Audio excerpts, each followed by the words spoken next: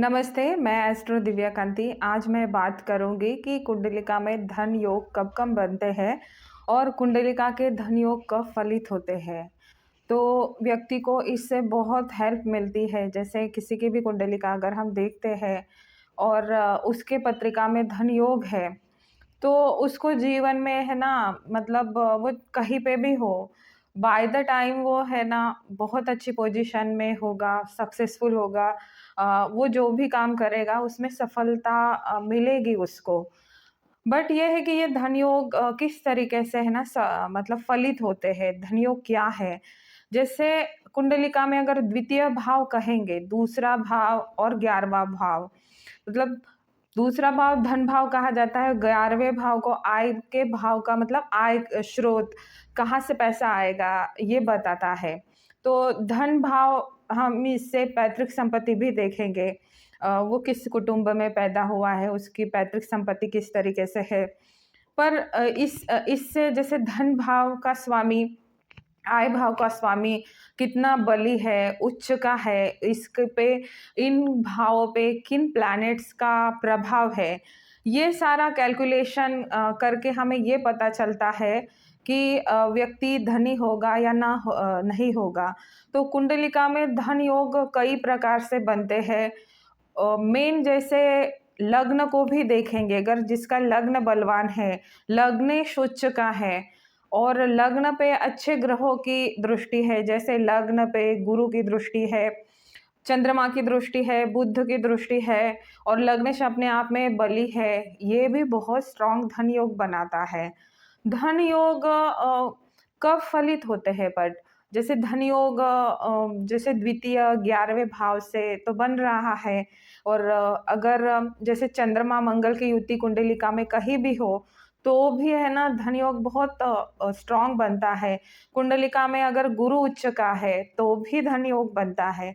तो ये धन योग कब-कब फलित होते हैं?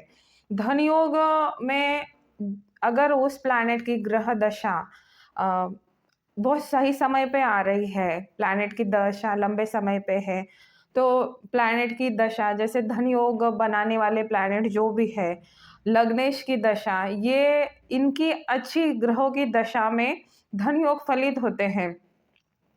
पर अगर जैसे है ना, इसके साथ धन योग कुंडलिका में बने हैं और आपको एक्ट भी करना पड़ेगा।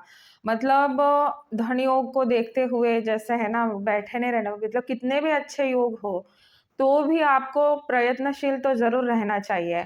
विदाउट कोशिश कोई भी चीज़ है ना, फलित नहीं होती। आप सिटिंग आइडल, आप घर में ही बैठे हो, आप कुछ भी आपकी कोई मतलब कुछ करने की इच्छा नहीं है और आप सोचेंगे कि सब बैठे-बैठे होगा, ये नहीं है। ग्रहों को भी है ना मतलब मूवमेंट देने के लिए हमें हमें जो है ना उस दिशा में काम करना पड़ेगा। बट मतलब कई बार ये होता है कि आप किसी दिशा में काम करते हैं, कोई एकदम ही छोटे प्रयत्न मतलब सक्सेसफुल होता है और कोई करता ही रहता है प्रयत्न, उसको इतनी सफलता नहीं मिलती है। तो ये भी होता है, पर अगर आपके अच्छे योग हैं, तो आप बहुत कम समय में बहुत ऊँचाई पे जा सकते हैं। मान लो धन भाव द्वितीय भाव है, द्वितीय भाव बहुत अच्छा स्ट्रॉन्ग कंडीशन में है और उसकी दशा आ गई है, तो उस दशा में जो है ना आप धन से रिलेटेड कोई भी काम करेंगे, आपको सफलता मिलेगी। या तो आपको थोड़े प्रयत्नों से ही बहुत अच्छी पोज़ीशन पे आप है ना पहुँच सकते हैं। यहाँ पे जैसे धन भाव का केंद्र त्रिकोण से संबंध, धन भाव जो है केंद्र त्रिकोण या धन भाव लाभ में गया है, त्रिकोण में गया है, लग्न में गया है ना? या लाभेश लग्न में गया, धन भाव में गया और भाग्य भाव या पंचम भाव, तो इनका जैसे है ना स्थान परिवर्तन हो रहा है, एक दूसरे के स्थान पे है या इनकी युतियाँ बन रही है, इनका जैसे बहुत शुभ प्लैनेट का प्रभाव धन भाव पे या लाभ भाव पे जा रहा है, तो इससे भी बहुत स्ट्रॉन्ग धन योग बनता है। व्यक्ति बहुत देखते-देखते बहुत सफल होता है, उसके जीवन में कभी पैसे की कमी नहीं होती है, वो थोड़े से प्रयत्नों से आगे जाता है।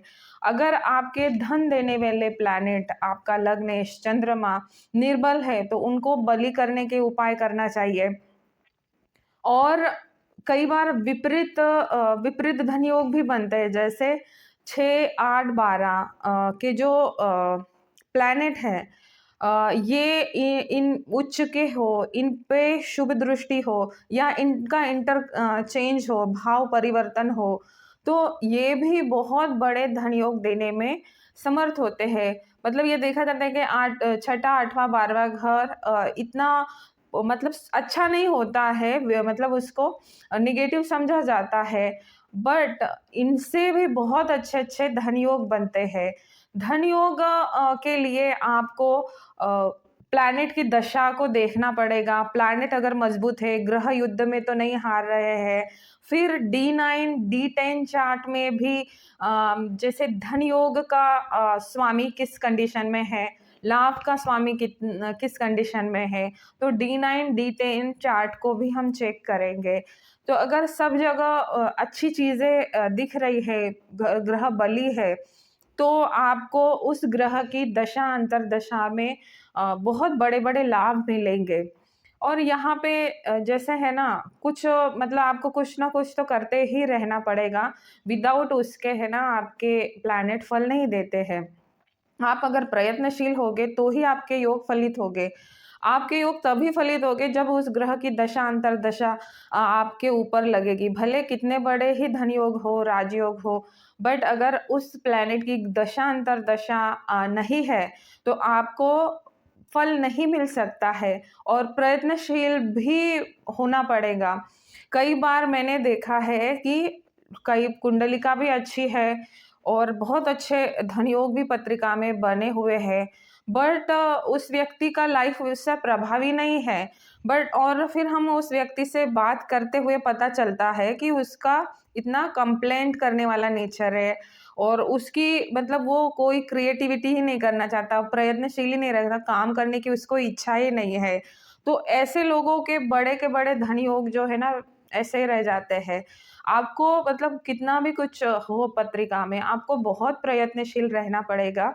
कोशिश हमारे मतलब कोशिश करना पड़ेगी। भले आपको मतलब रिज़ल्ट तो हमेशा प्रकृति या ईश्वर पे छोड़ दीजिए, बट आप एक पॉज़िटिव माइंडसेट के साथ जो है काम करेंगे, तो आपको बहुत अच्छे रिज़ल्ट मिलेंगे और आपके जो भी धन योग है, वो भी आपको फलित होंगे। किसी को मतलब ये है कि धन